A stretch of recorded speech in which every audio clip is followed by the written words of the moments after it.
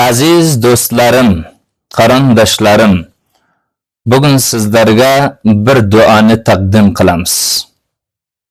Bu bir shunday duoda Payg'ambar alayhissalatu vassalam aytadi, agar har inson deydi va har musulmon shu duoni ertan 3 ta o'qisa va oqshom 3 ta o'qisa, hech zarar ona hech narsa yetkazolmaydi.